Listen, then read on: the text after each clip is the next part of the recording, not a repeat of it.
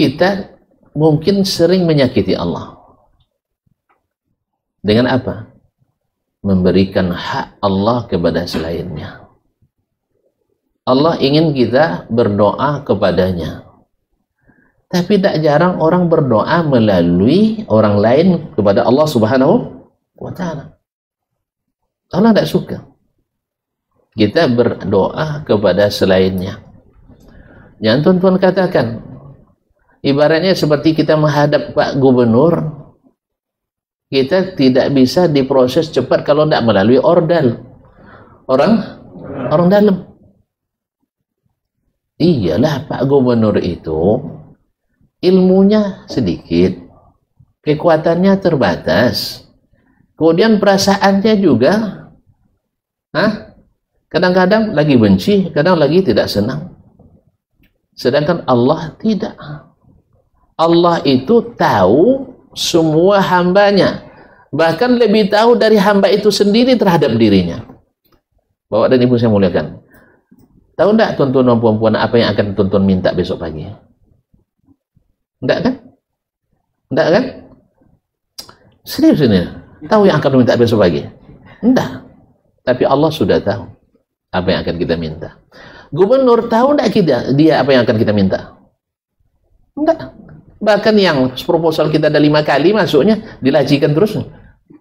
Apa sebab? Enggak tahu dia, enggak kenal. Dari mana ini Dasman? Dasman siapa ya katanya? Dasman itu siapa? Nah, tiba-tiba ada pembisiknya pembusuk pula. Ini kadang sebagian pembisik pembusuk. Ini sebagiannya. Makanya jangan ambil pembisik, ambil penasehat. Karena beda penasehat dengan pembisik. Kalau bisik-bisik itu bahasanya rahasia banyak yang tak baik. Sah? Nah, tapi Allah tidak. Allah ingin kita minta kepadanya. Baca Al-Quran, baca hadis, semuanya menyuruh kita minta langsung kepadanya. Bahkan pendosa besar sekalipun Allah panggil dengan qul ya ibadiyalladzina asrafu ala anfusihim la taqnatu min rahmatillah. Katakan, hai hamba-hambaku yang melampaui batas. Allah masih panggil hambaku. Tidak dipanggilnya hai orang durhaka kepadaku, tidak. Dipanggil orang hambaku. Supaya apa? Karena dia suka kita kembali kepadanya. Mau bukti lagi Allah suka kita kembali kepadanya. Tapi resikonya agak panjang sedikit. Jam 2? 2.25? Sampai jam 5? Serius ya? Antum tahan? Nah, kabarnya dimajukan karena ada sesuatu. Tapi sudah maklum kita, Allah sangat senang menerima taubat hambanya.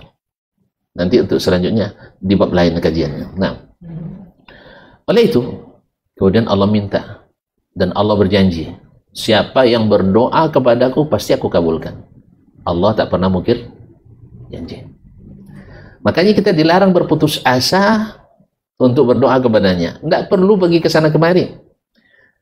Pulang kan mustajab doanya, kalau masih hidup boleh. Tapi kalau sudah mati, tidak. Karena orang mati didoakan bukan mendoakan.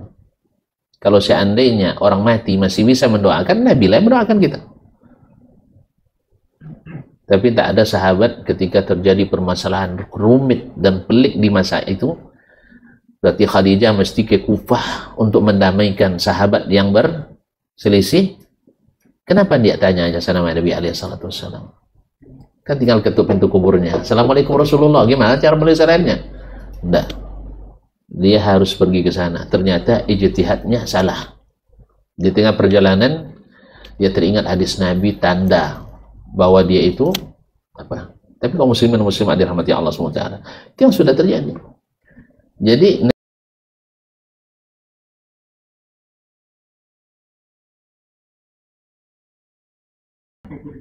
bahwa Ramadan bisa membuat kita mengejar ketertinggalan. Barangkali Bapak dan Ibu pernah mendengar tentang kisah yang diriwayatkan oleh Talha bin Ubaidillah, salah satu dari 10 sahabat yang dijamin masuk surga. Beliau menceritakan bahwa datang kepada Nabi 2 orang bersaudara sama-sama masuk Islam. Yang satunya bersemangat beramal sampai berjihad fisabilillah dan syahid. Dan orang mati syahid masuk surga tanpa hisab. Yang satunya hidup setahun setelahnya dan habis itu meninggal normal. Malam harinya Talhah bin Ubaidillah radhiyallahu taala anhu bermimpi. Dia bersama dua orang itu pergi ke surga. Di pintu surga mereka disuruh menunggu sebentar, datang penjaga. Lalu yang pertama dipanggil adalah yang baru meninggal, bukan yang mati syahid setahun yang lalu. Subhanallah. Bukan yang mati syahid dahulu, padahal dia tanpa hisab. Yang kedua, setelah diantarkan yang pertama masuk, datang lagi malaikat penjaga dan memanggil yang mati syahid untuk masuk surga. Terus dia pergi, balik lagi dan datang kepada Talha bin Ubaidillah radhiyallahu anhu. Amma anta farji', kamu pulang dulu. Lam ya'ni lak, belum waktunya masuk surga. Belum waktunya masuk surga. Ada yang tahu kenapa dia belum boleh masuk surga? Nah, pikirkan sampai kuis nanti. Nah, utang salah satu pertanyaan nanti. Kenapa dia belum boleh masuk surga? Pikir aja, tidak apa-apa. Searching pun tidak ada masalah. Nah, Bapak dan Ibu yang saya muliakan, akhirnya dia terbangun. Besok dia menceritakan, karena ini masalah aneh bagi dia. Sebab yang kita ketahui selama ini, yang mati syahid lebih dulu masuk surga tanpa hisab. Sampailah menjadi trending topik di Madinah.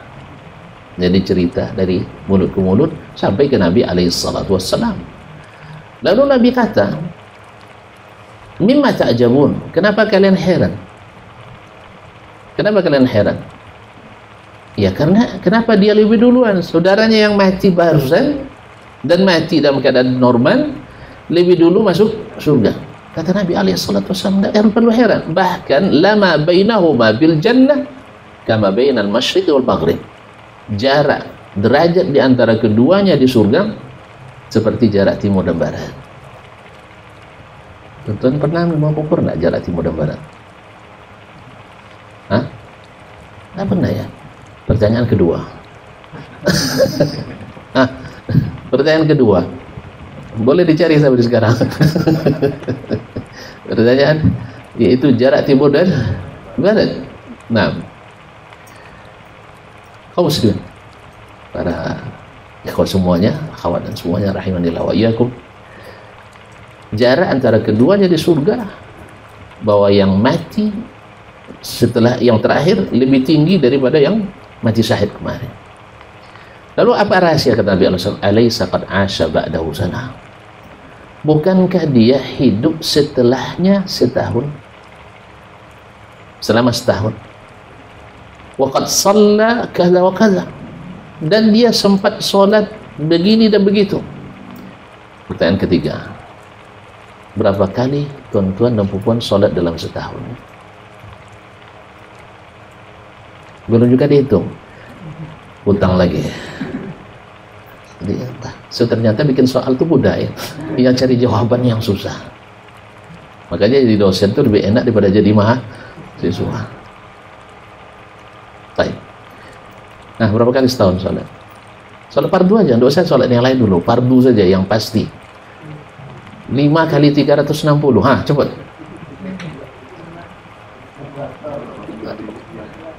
1.800 Mumtaz. Masya Allah. Ini di akuntan ya. Masya Allah, tabarakallah. 1.800 kali. Tahu tak tuan, 1.800 kali sholat itu tambahannya. Tidak usah yang wajib dulu. Sholat sunat subuh saja lebih baik daripada dunia dan seisinya. Apa dunia dan seisinya? TGI kecil sekali di dalam dunia dan seisinya. Betul kan? Berapa aset TGI? Rahasia negara. Tapi TGI untung terus ya. Tidak pernah rugi kan? Alhamdulillah. Ini yang rugi sering itu yang lain ya. Allah musta'an. Baik, Bapak dan Ibu yang saya muliakan. Baru salat sunatnya lebih baik daripada dunia dan seisinya.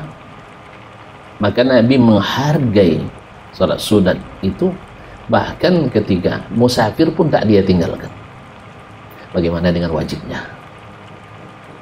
Kemudian waqad, nah ini stressingnya di sini oleh Nabi alaihi salatu wasallam, penekanannya. Waqad alaysa qad adraka Ramadan. Bukankah dia sudah bertemu dengan bulan Ramadan, fasamahu, dan ikut puasa? Allah. Di sini ternyata yang menjadi penekanan, dia bertemu dengan Ramadan. Kita sering mendengar bahwa Ramadan itu istimewa, Ramadan itu membawa bahagia, Ramadan itu berkesan, Ramadan itu adalah keberuntungan. Kalau orang-orang yang paham, orang-orang as-salafus salih dulu berdoa 6 bulan sebelum datang Ramadan supaya sampai ke bulan Ramadan. Dan 6 bulan setelah Ramadan berharap berdoa diterima. Tonton pernah punya proyek ditunggu-tunggu 6 bulan, kemudian 6 bulan pula ditunggu pencairan? Pernah? Tiap hari berdoa untuk dapat? Tidak pernah ya? Tidak pernah? Kayaknya enggak ya. Subhanallah. Mereka kalau 6 bulan dia berharap diterima, itu bukan sesuatu yang kecil, tidak bisa dilupakan. 6 bulan minta dipertemukan, itu bukan sesuatu yang kecil, itu sesuatu yang besar. Ma'asyiral ikhwan yang saya muliakan, untuk menggambarkan besarnya Ramadan itu, kita minta tolong lagi ke Nabi alaihi salatu wasallam menjelaskannya. Jadi Abu Umamah Al-Bahili, salah seorang sahabat, diutus oleh Nabi jadi pimpinan jihad. Tadi jihad kalau mati syahid, masuk surga tanpa hisab. Kalau menang dapat keberuntungan dan kemuliaan Allah. Lalu diminta kepada Nabi, ya Rasulullah, ud'ullaha lana asy-syahadah, ayarzuqana asy-syahadah. Ya Rasul, tolong doakan kami dapat rezeki mati syahid. Nabi mengangkat tangannya, Allahumma sallimhum, Allahumma ghanimhum, ya Allah, beri mereka keselamatan, yakni menang, dan beri mereka ghanimah, beri mereka rampasan. Doanya, alhamdulillah sesuai dengan doa Nabi, mereka menang dan dapat rampasan perang. Kali kedua masih diutus oleh Nabi SAW, dia minta lagi, ya Rasulullah, doakan saya mati syahid dengan saudara saya. Kata Nabi, ya Allah, beri mereka kemenangan, beri mereka ghanimah. Ketiga kali masih minta juga supaya mati syahid. Nabi mendoakan mereka selamat. Nampaknya masuk surga jalur syahid kayaknya. Tidak didoakan Nabi SAW. Berarti harus ada sesuatu yang bisa juga mencepatkan masuk surga, masuk akselerasi ya.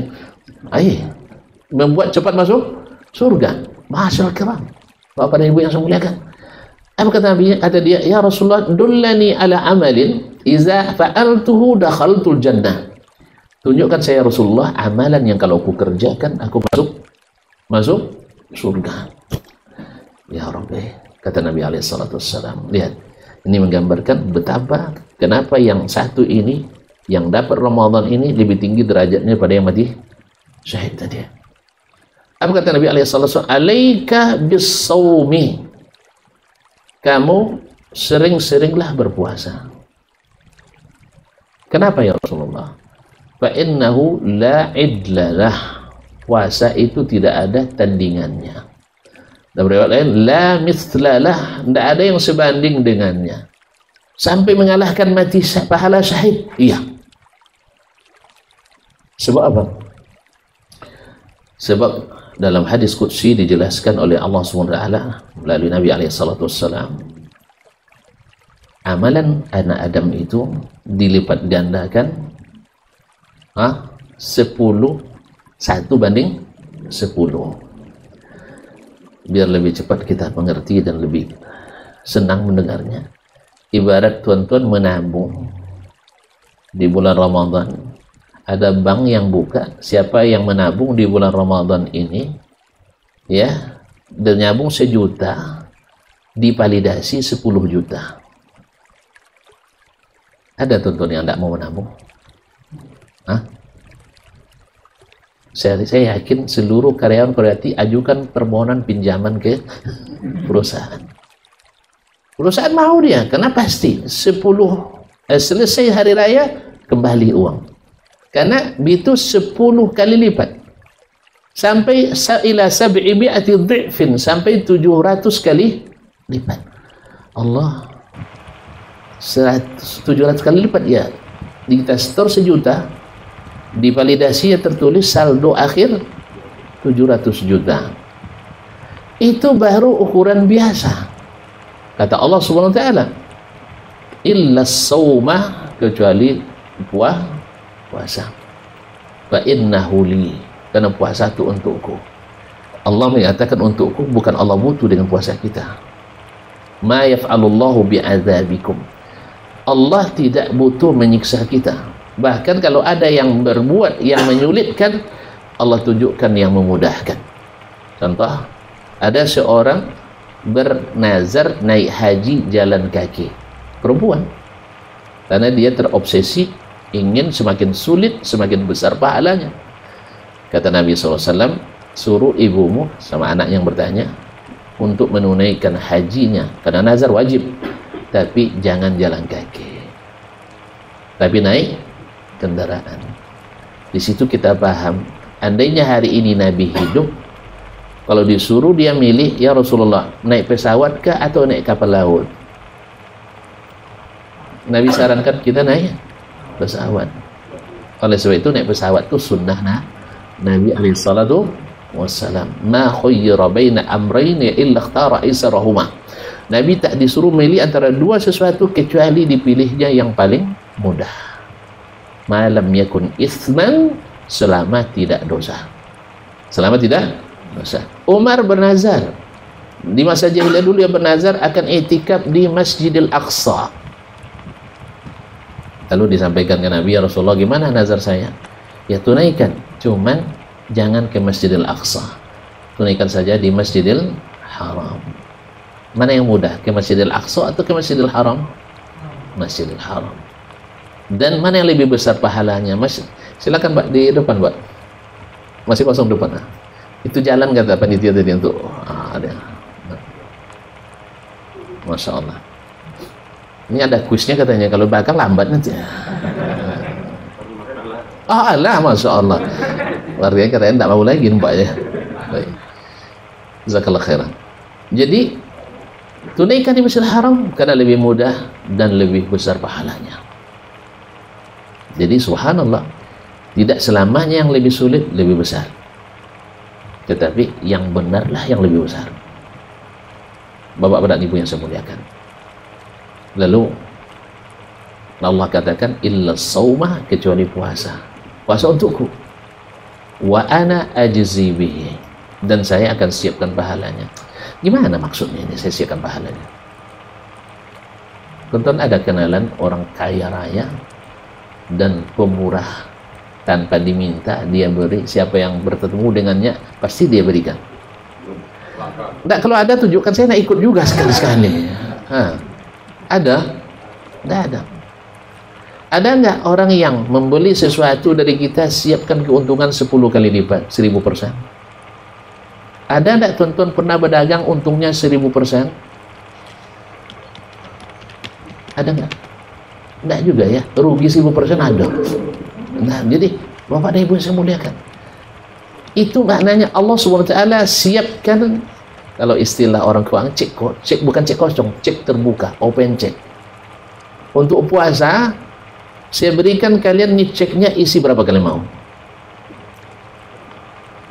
Tahu tidak tuan-tuan, kekayaan Allah itu, kekayaan Allah itu berkumpul manusia dan jin dari awal sampai jin terakhir, manusia pertama sampai manusia terakhir. Siapa yang tahu manusia pertama? Adam alaihissalam. Manusia terakhir? Pertanyaan ketiga. Saya juga nggak tahu ini. Nah, mau tuan-tuan jadi manusia terakhir? Weh, kalau tuan-tuan tahu keadaan masa itu, kalian tuan-tuan akan mau. Sebab manusia terakhir adalah kafir. Tak datang kiamat kecuali ala syiraril haq. Jadi jangan minta sampai umur sampai hari kiamat, tidak usah. Baik. Ma'asyiral kiram dirahmati Allah. Di sini kita paham setelah Allah, Nabi jelaskan dalam hadis-hadisnya bahwasanya puasa itu bisa melampaui mati syahid tadi. Oleh sebab itu, siapa yang belum dibuka pintu jihad, misalnya kita kan sekarang di sini tak ada jihad kan, karena jihad itu harus dengan amir, dengan pemimpin, bukan jihad masing-masing kelompok. Masing kelompok itu jahat namanya. Kalau jihad itu harus ada pemimpin kaum muslimin yang menyuruhkannya. Kecuali ketika negeri kita diserang oleh orang kafir, tanpa izin waliul amri pun wajib kita bela.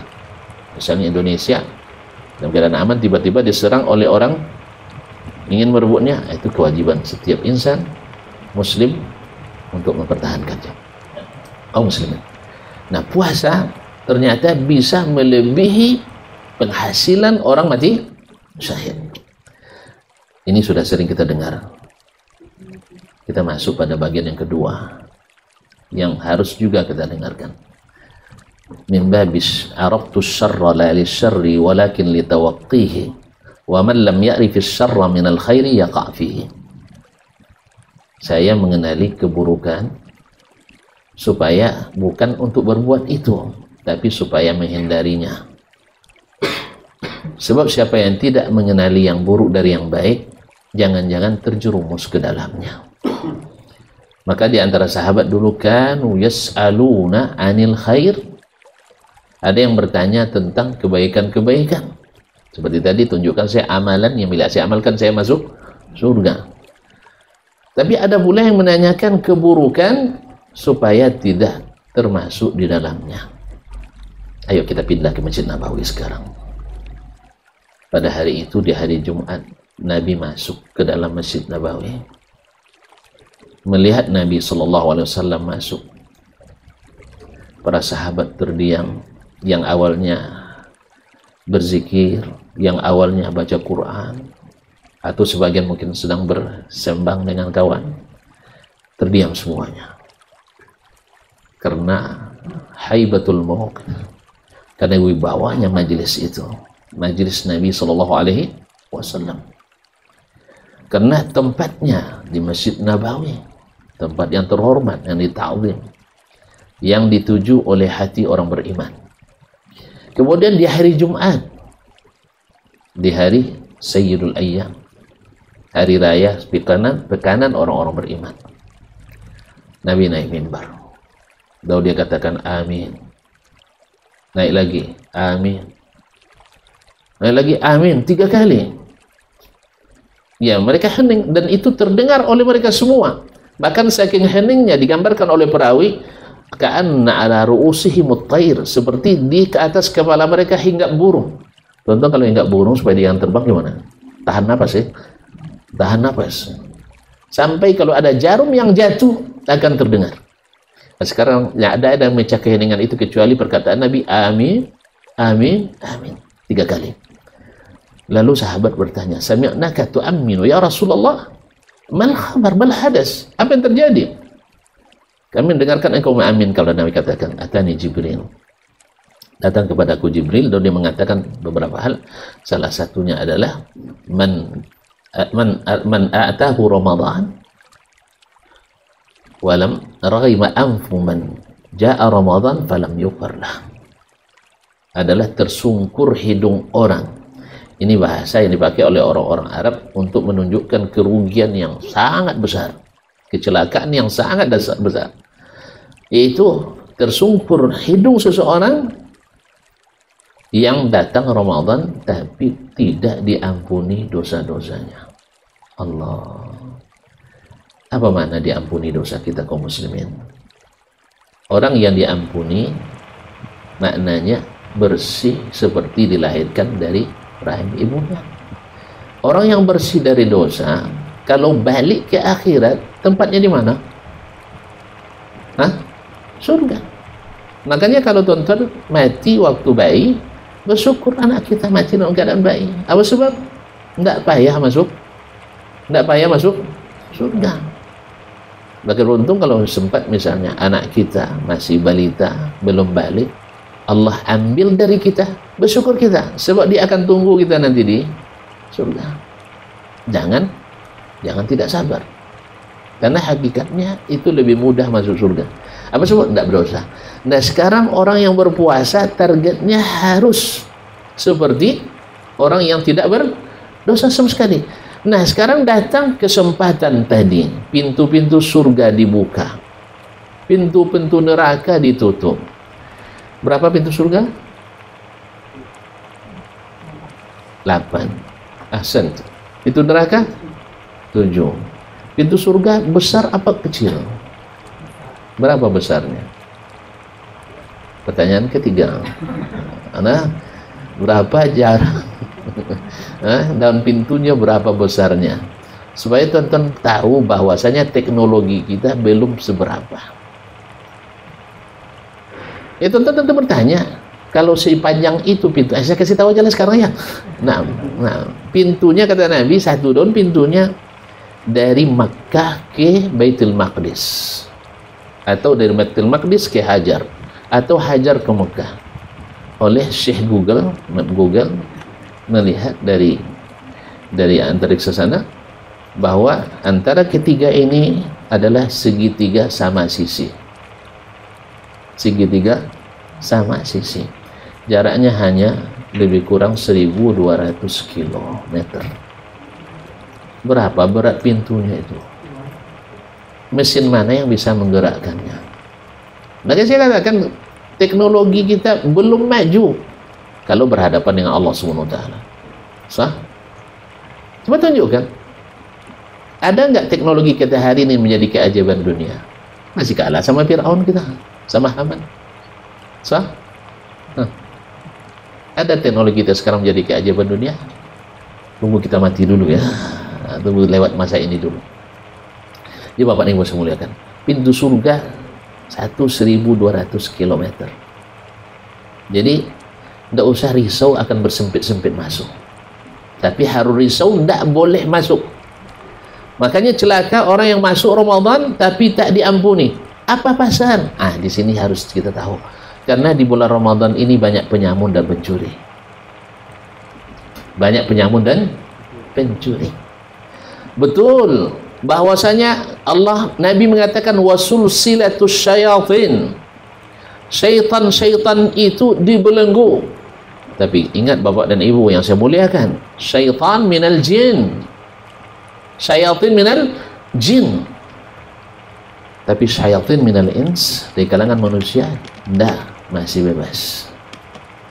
Masih bebas. Oh, ada syaitan dari kalangan manusia? Ada syaitan di kalangan manusia? Tidak ada. Pak Abu Zar, kata Nabi SAW, hal ta'awwazta min syayatin insi wal jin ya Abu Zar? Abu Zar, sudahkah engkau minta perlindungan kepada Allah dari syaitan jin dan manusia? Wah, Allah katakan Al-Quran, wa kadzalika ja'alna likulli nabiyyin aduwan syayatin al-insi wal jin yuhi ba'duhum ila ba'din zukhrufal qawli ghurura. Demikianlah kami jadikan bagi setiap nabi itu musuh-musuh dari syaitan jin dan syaitan manusia, masing-masing menghiasi perkataan indah-indah untuk menipu. Makanya pelakon yang paling pantas, yang paling pintar, yang paling hebat adalah syaitan. Ya. Makanya kalau bapak-bapak nak bikin film, ambil krunya dari syaitan, pasti paling hebat. Semakin hebat dia, semakin syaitan. Maka Nabi katakan, ya Abu Dzar, hal ta'awwazta min syayatinil insi wal jin? Sudah kau berlindung dari syaitan jin dan manusia? Kata Abu Dzar, ya Rasulullah, aminal insi syaitan? Ada syaitan di kalangan manusia? Kata Nabi, na'am, hum asyaddu 'alan nasi min syayatinil jin. Mereka lebih berbahaya daripada setan-setan jin, setan manusia. Sampai ada penyair mereka mengatakan, laqad kuntum ra'an min junudi iblis fartaqa biyal halu hatta sara iblis sujudan min junudi. Yang bisa terjemahkan, ada hadiahnya. Saya ulang, taib. Ini benar-benar nampaknya ya, saya kasih hadiah 6. Taib, laqad kuntum ra'an min junudi iblisa fartaqa biyal halu hatta sara iblis jundan min junudi. Ulang lagi, saya ulang dah. Kayaknya keshafalan saya nampaknya. Laqad kuntum ra'an min junudi iblisa fartaqa biyal halu hatta sara iblis jundan min junudi. Ketika kamu melihat pasukan iblis,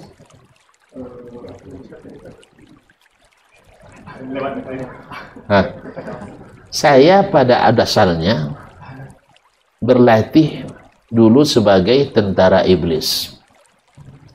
Lalu saya naik pangkat. Akhirnya iblis menjadi pasukan saya. Paham sih? Akhirnya dia jadi jenderal, iblis masih jadi pasukannya. Artinya kalah iblis olehnya. Ada bukti? Pertanyaan kelima. Ada bukti. Ketika orang-orang Quraisy rapat di Darun Nadwa semalam menjelang Nabi hijrah, datang iblis menyamar seperti seorang kiai, seorang syekh. Pakaiannya menyamar ikut untuk rapat. Beliau mengatakan seorang syekh datang dari Najd. Nah, iblis ada usulan, yang lain ada usulan. Ternyata usulan yang diterima adalah usulannya Fir'aun hazil ummah, Fir'aunnya umat ini. Tahu siapa orangnya? Pertanyaan ke-6. Nanti kita jawab. Fir'aun hazil ummah. Apa usulannya? Itu yang dipakai dan dieksekusi. Ingat ya, Fir'aunnya umat ini. Siapa namanya? Cari aja sendiri, nanti ada pertanyaan. Baik. Apa usulannya? Kita ambil dari setiap kabilah seorang pemuda yang ahli memakai senjata. Pedang, tombak, panah. Nanti ketika Muhammad keluar dari rumahnya, semuanya menyerang serentak. 40 orang, 40 kabilah. Nanti Bani Hashim, keluarga Nabi, tak bisa menuntut darah. Kalau menuntut darah kan perang. 1 lawan 40 kalah. Akhirnya mereka terpaksa menerima tebusan. Itu rencana. Apa kata iblis? Anta. Ini usulan yang sangat jitu. Usulan iblis dianulir. Yang diterima adalah usulan Fir'aunnya umat ini. Udah dapat jawabannya? Abu Jahal. Langsung Bapak ya. Masya Allah. Nah, gimana panitia? Saya kasih hadiah tuh.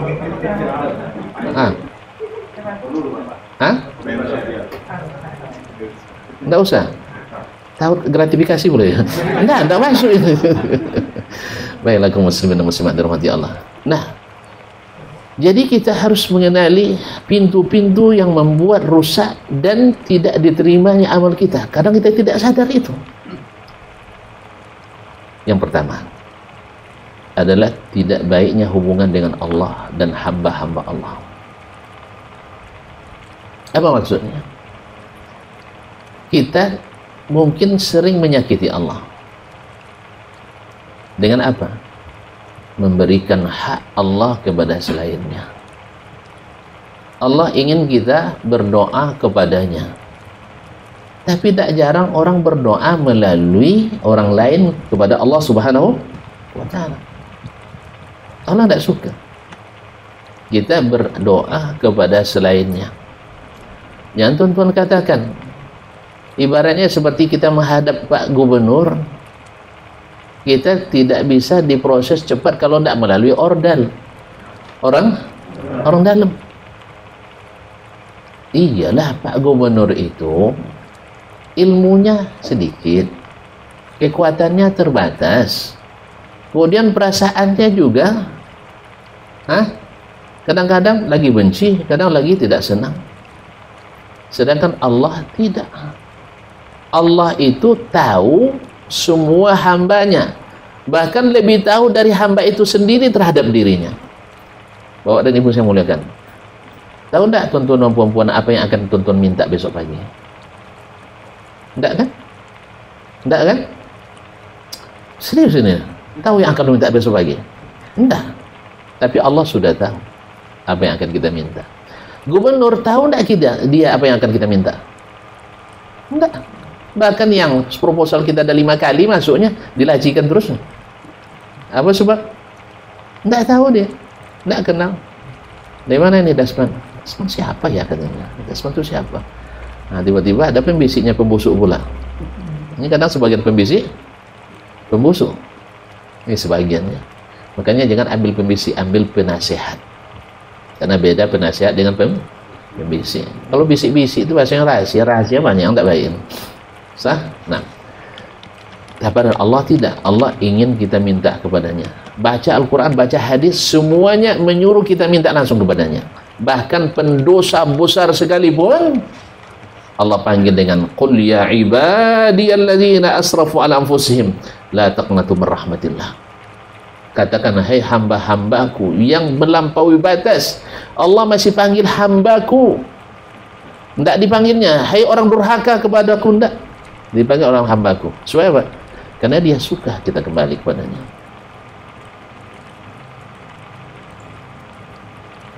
Mau bukti lagi Allah suka kita kembali kepadanya? Tapi resikonya agak panjang sedikit. Jam 2? 2.25 sampai jam 5. Serius ya? Antum tahan? Nah, kabarnya dimajukan karena ada sesuatu. Nggak usah ya, tapi sudah maklum kita. Allah sangat senang menerima taubat hambanya. Nanti untuk selanjutnya di bab lain kajiannya. Nah, oleh itu kemudian Allah minta dan Allah berjanji, siapa yang berdoa kepadaku pasti aku kabulkan. Allah tak pernah mungkir janji. Makanya kita dilarang berputus asa untuk berdoa kepadanya. Tidak perlu pergi ke sana kemari. Nah, pulang kan mustajab doanya. Kalau masih hidup boleh, tapi kalau sudah mati tidak. Karena orang mati didoakan, bukan mendoakan. Kalau seandainya orang mati masih bisa mendoakan, Nabi lah mendoakan kita. Tapi tak ada sahabat ketika terjadi permasalahan rumit dan pelik di masa itu, berarti Khadijah mesti ke Kufah untuk mendamaikan sahabat yang berselisih.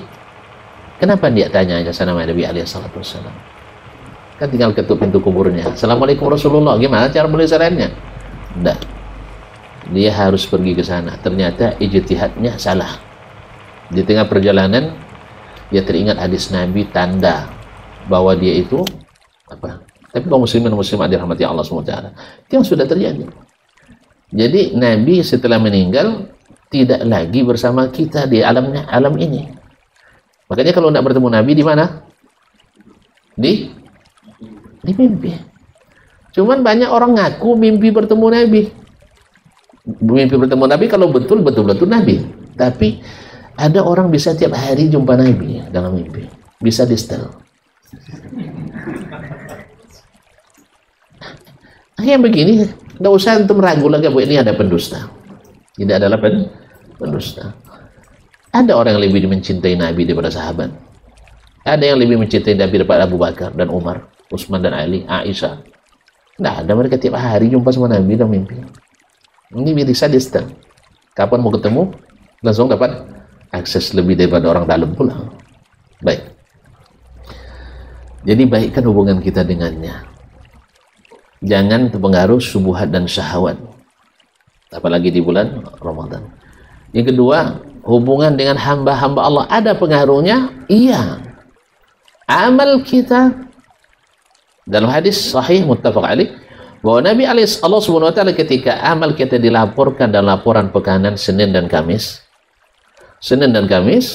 mereka Allah katakan pada malaikat, bagaimana hambaku yang berdua itu masih berselisih?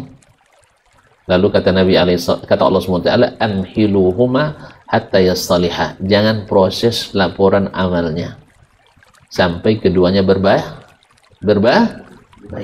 Oh, ma'asyiral kiram, kemarin di bulan Sya'ban sebelum masuk Ramadan, di pertengahan bulan Sya'ban, Allah memperhatikan seluruh hambanya di permukaan bumi. Yang di permukaan bumi. Kalau perut bumi sudah selesai. Makanya kita beruntung masih di permukaan bumi. Karena ampunan itu baru diberikan bagi yang masih hidup. Yang sudah mati itu lain lagi nanti. Taubat itu sewaktu kita masih hidup. Ma'asyiral ikhwan yang dirahmati Allah. Lalu dia berikan ampunan kepada seluruh hambanya kecuali dua. Satu, musyrik, orang menyekutukan Allah. Yang kedua, musahin, orang yang panas hubungannya dengan saudaranya. Kalimat syahan itu panas. Maka disebut syahnul jawal, memanaskan, mengisi, mencarger HP. Syahan kahrubah, yaitu charger. Karena dia mengisi panas, daya panas. Jadi orang yang panas hubungan dengan saudaranya, ini tidak dapat. Dalam laporan pekanan, Senin dan Kamis juga seperti itu, tidak diproses. Tuan-tuan, kalau laporan tuan-tuan tak diproses, bapak dan ibu tak diproses laporannya, hasilnya apa? Nah, kan ada pekerjaan baru datangnya. Nanti kita laporkan, tak diproses laporan kita. Apa hasilnya? Ya kalau tak diproses, tuan-tuan tak ada buat laporan pekerjaan. Bahannya sama kita. Dulu dosen dikit, sekarang dosen sama juga. Ya, dosen sekarang teruk dibuat oleh Pak Menteri. Nah, kan saya kalau sempat jadi menteri atau di presiden, semua itu saya buang itu. Yang itu apa? Laporan-laporan tidak guna juga, kertas-kertas saja. Yang kalau pendidikan itu bukan di kertas nilainya, di output pendidikan itu sendiri. Anak setelah masuk, awalnya hafal Quran 2 juz, nanti tamat hafal 30. Yang sebaliknya, nanti akreditasi unggul, tapi anak masuk 20 juz, pas tamat tinggal 2 juz. Itu tidak ada, walaupun di atas kertas kita akreditasi unggul, tapi kenyataan di lapangan tidak. Anak awalnya tidak tahu mahram dengan bukan mahram, sekarang setelah belajar tahu mana mahram bukan mahram. Tidak sembarang angkat dia, sebelum punya SIM, surat izin mengangkat. Tidak sembarang sentuh, sebelum ada SIM, surat izin menyentuh. Sah? Apalagi surat izin membawa. Nah, jadi SIM. Tapi tidak, dulu setelah masa di pondok tahu dia batas-batas itu, tapi setelah masuk ternyata hilang batas-batas itu kembali. Berarti tidak berprestasi, hanya di atas kertas. Maka saya mohon kepada Pak Menteri untuk juga menghilangkan yang tidak perlu itu. Laporan dosen cukup sekali sesemester, 1 lembar dah cukup seperti biasa. Nah, tapi kalau laporan TGI, iya, ada detail. Karena setiap apa itemnya berkaitan dengan PT. Sahih. Itu memang harus Pak, serius. Makanya ketika Mas minta, Ustaz bisa pakai infocus katanya, saya bilang enggak. Sebab kalau ke infocus tuan-tuan ke layar, enggak ke saya nengok. Sudah sering saya coba dulu di tempat lain. Ya, saya isi seminar pakai infocus, orang enggak fokus ke saya, fokus ke animasinya. Nah, senyum-senyum, awak harap senyumnya ke kita, rupanya senyumnya ke layar. Karena kalau kajian enggak perlu infocus. Baik. Jadi mohon maaf kalau saya enggak buat slide-nya. Ya, di samping sibuk juga sebenarnya. Sebenarnya kalau saya nak buat slide mudah sekali, copy paste. Sah? Nanti ceramahnya terserah saya. Iya kan? Akhirnya juga tidak nyambung kaji dengan dari situ katanya. Makanya ketika Pak Presiden datang dulu ke Kampar, saya minta jadi khatib Jumatnya, dia telepon sama apa namanya staf. Nah, presidennya pas pampresnya, bukan pampres, protokoler, telepon. Bapak Khatib, iya. Bisa minta konsepnya? Saya bilang, saya tidak pandai khutbah pakai konsep. Kalau pakai konsep nanti diterbangkan kipas, nanti hilang. Sah? Oh, tidak bisa Pak. Kalau tidak bisa, tidak masalah. Cari khatib lain. Cari khatib lain. Alhamdulillah. Oh, tidak bisa dong. Kalau tidak bisa, terima saya apa adanya. Tapi dengan catatan, Pak, saya akan rekam, Bapak silakan rekam, saya bertanggung jawab dengan setiap huruf yang saya katakan. Siap salah. Nah, siap salah. Kan dicari kan yang salah kan, yang benar lah, tidak pedulikan orang, yang cari salahnya, siap salah dia bilang. Alhamdulillah sampai hari ini nggak ada, sudah berlalu sejak tahun 2000 berapa Pak Jokowi sini dulu, 2016 ya, oke. Waktu musim-musim asap dulu Pak. Jadi saya tidak bisa pakai konsep, saya kalau konsep nanti tidak fokus, sebagaimana tidak bisa pakai fokus karena takut tidak fokus. Baik, ini yang bisa menghilangkan amal kita, tidak mesra dengan Allah, tidak harmonis dengan hamba-hamba Allah SWT. Akhirnya tidak proses. Kalau tidak proses, gaji tidak cair. Sah? Kalau tidak proses, gaji tidak cair. Dalam hal ini pahala kita tidak cair. Mau tuan-tuan letih beramal tapi tidak diproses. Nah, syaratnya mudah sekali. Apa kata Allah? Sampai keduanya berbaikan kembali.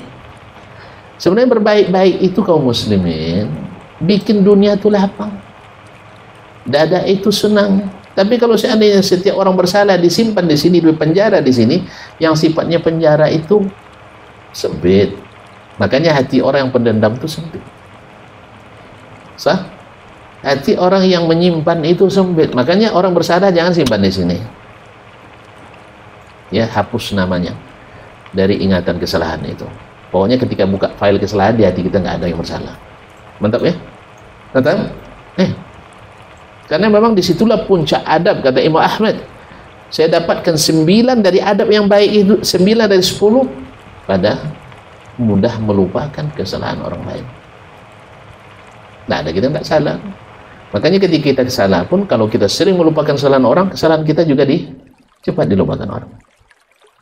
Baik, di antara penyamun dan pencuri di bulan Ramadan ini adalah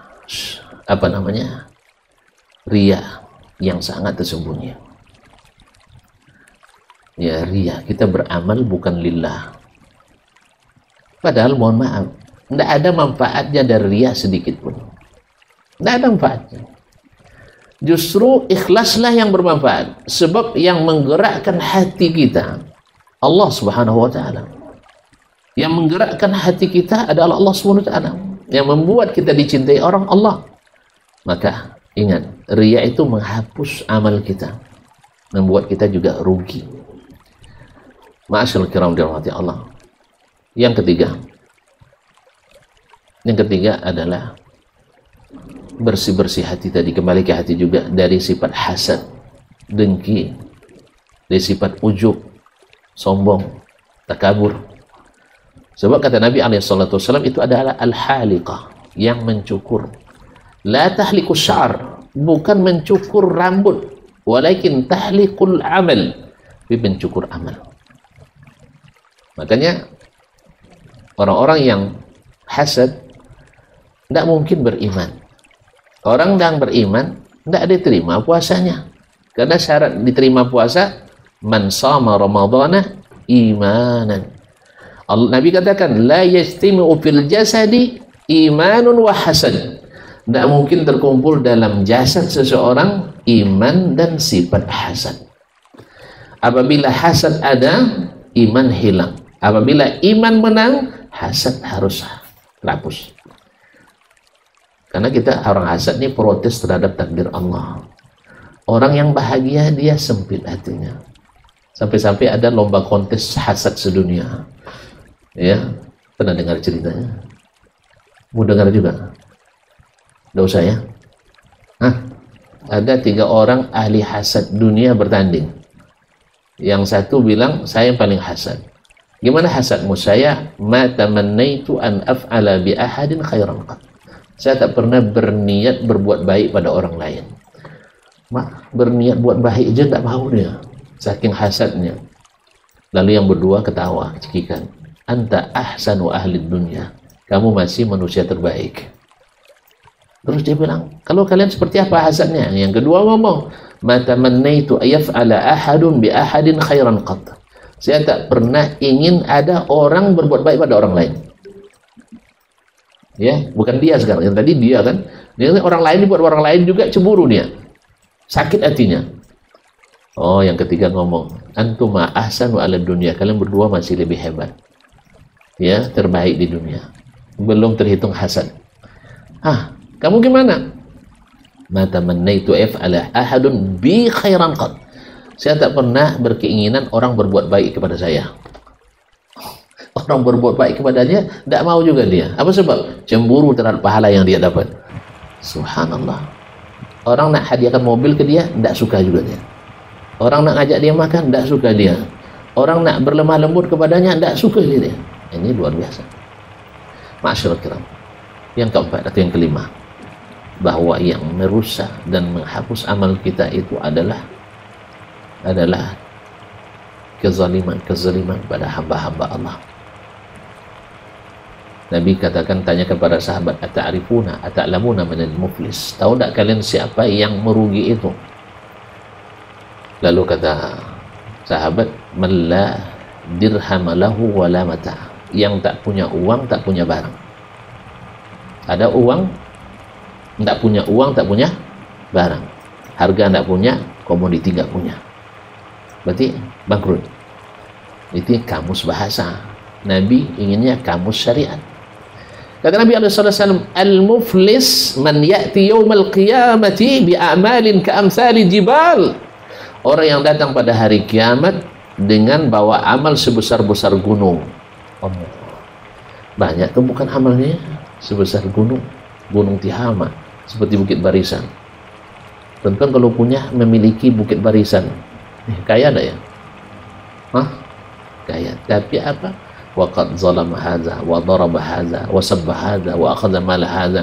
Cuman masalahnya ketika di dunia dia suka menzalimi ini, memukul ini, mencela ini, memaki ini, mengambil harta ini. Tidak ada jenis kezaliman kecuali dia lakukan. Termasuk juga menghalangi naik pangkat orang yang tidak berhak untuk dihalangi. Kan ada sebagian dendam kan? Ada tidak dilacikan aja kan? Karena dendam. Nasallallahu alaihi wasallam. Kezaliman itu nanti dibayar dengan pahala kita. Habis semuanya. Fayu'ta min hadza min hasanati wa hadza min hasanati. Diberikan ini kebaikan, diberikan ini kebaikannya, hatta idza faniyat, sampai habis, lalu dilimpahkan dosa orang yang masih menuntut tadi kepadanya. Akhirnya masuk neraka. Itulah makna dari perkataan Allah SWT di antaranya, wujuhu yawma idzin khashi'ah amilatun nasibah taslana ran hamiyah. Hari itu wajah-wajah tertunduk lesu. Gimana tidak? Uang kita yang sudah kita tabung, misalnya sekian ratus juta, sekian miliar, tapi ternyata tersangkut masalah yang semuanya harus dikembalikan, bahkan ditambah denda. Gimana rasanya? Itu di dunia saja tidak terbayang, apalagi di akhirat. Di dunia masih kita bisa perbaiki, masih ada revisi, masih ada perbaikan administrasi. Tapi kalau di akhirat tidak ada. Yang ada yang bicara pahala dengan dosa. Nasallallahu alaihi wasallam. Nah, Ramadan yang banyak tadi, yang menumpuk pahalanya itu, yang dilipat gandakan, tapi dalam sekejap sirna akibat kezaliman itu. Ada lagi masih. Apa kata Nabi SAW? Ada juga orang yang bangkrut, bawa amalan seperti gunung Tihama juga, putih, Masya Allah, amalan bagus, mengkilat. Tapi masalahnya, na'udzubillah, thumma na'udzubillah, thumma na'udzubillah, qawmun bimani jildatina. Orang yang sama dengan kita, salat malam, puasa siang, bersedekah, berzikir, dan seterusnya. Cuman masalah iza khalau bimaharimillah intahakuha. Ketika sedang sendirian, dia buat dosa-dosa. Oleh sebab itu, para masyayikh mengatakan, masuk bulan Ramadan, alat ini jatuhkan talak 3 kepadanya, kecuali ketika melaksanakan tugas-tugas dan pekerjaan. Di luar tugas, ini ditolak 3. Di rumah masih bertugas, kan hanya teleponnya, hidupkan nada dengarnya, jangan dibuka-buka. Karena apa? Para syaitan manusia banyak menyiapkan program-program Ramadan yang menghabiskan waktu kita. Kadang-kadang siapa yang membolehkan kita menonton drama-drama Ramadan yang notabene banyak yang buka aurat di dalamnya. Awak kalau terlalu sering nengok yang cantik-cantik, tidak cantik lagi istri weh. Hah? Itu makanya sejak nonton film Mondia lah coba bawa nampak kau ni. Iyalah pada Mondia dia tengok. Iya. Terjemahkan tu. Nah. Karena sering nengok yang cantik-cantik tentu buruk istri kita. Yang kedua, di drama itu kan pakai skenario. Kalau tidak betul cut kan ya. Sehingga mantap asal pulang disambut depan pintu. Mau pergi diantar sampai hilang apa bayangannya. Di keseharian ada seperti itu. Ah, itu salahnya. Pas pulang dia belum pulang kerja. Pas kita pergi dia lebih duluan pergi. Pas nak makan sering makan sendiri. Akhirnya terpaksa ngajak bini orang makan kadang. Sah. Nah, makanya jangan nonton film lah. Hiduplah dengan yang nyata-nyata saja. Sehingga kita belajar bersabar. Sah. Dia pergi duluan kerja karena kita yang izinkan dia bekerja. Coba jangan diizinkan dia bekerja. Tapi dengan catatan jangan sembarang tidak izin. Kita harus memberi kepadanya kalau bisa dua kali lipat dari gajinya. Maka bukakan dompet terbuka. Ya, kebijakan ekonomi rumah tangga yang paling bagus saya temukan. Tapi boleh beda pendapat di sini ya. Ya, isi dompet. Ya, silakan dia mengambil berapa dia mau. Tapi jangan taruh situ semua. Itu rahasia, jangan taruh situ semua. Pak ya nanti ngemis lagi kita kan. Ngajukan proposal. Biasanya kalau sampai ke bendahara itu cairnya lambat. Sah? Kalau Dr. Helmi mengilustrasikan anggaran ini seperti Salemo. Naiknya cepat, turunnya tersendat-sendat. Karena tersumbat hidung kan. Nah, jadi itu. Jadi Bapak dan Ibu yang saya muliakan, jangan melihat hal-hal yang itu semuanya mencuri amal kita. Apa sebab kata Nabi? Faja'alallahu haba'an manthura, yang sebesar gunung tadi diterbangkan seperti dilenyapkan seperti debu diterbangkan angin. Nah, Ramadan yang biarkan para penyamun dan para pencuri itu mencuri amal kita. Bapak dan Ibu yang saya muliakan, dan jangan lupa bahwa taubat itu memang dibagi. Tapi Allah sangat senang kalau kita meminta. Apa buktinya? Dalam hadis Nabi disebutkan, laula annakum tuznibun, kalau bukan kalian berdosa, fatastaghfirun dan istighfar, la zahaballahu bikum. Allah akan buat, kalau akan matikan kalian semua. Wa abdalakum biqaumin yuznibuna wa yastaghfirun. Allah ganti dengan kaum yang berdosa dan selalu istighfar. Jadi syarat masuk surga bukan tidak berdosa sama sekali. Syarat masuk surga dosa kita diampuni. Mau diampuni? Minta. Dan meminta itu saja sudah amal yang sangat disenangi Allah SWT. Jadi jangan segan-segan. Dosa saya banyak sekali. Ya justru karena banyak itu semakin senang kita minta banyak. Dan Allah memberi dengan seluas-luasnya. Bapak Ibu yang saya muliakan, mudah-mudahan yang sedikit ini bermanfaat. Mudah-mudahan menjaga amal taat kita jangan sampai hilang dan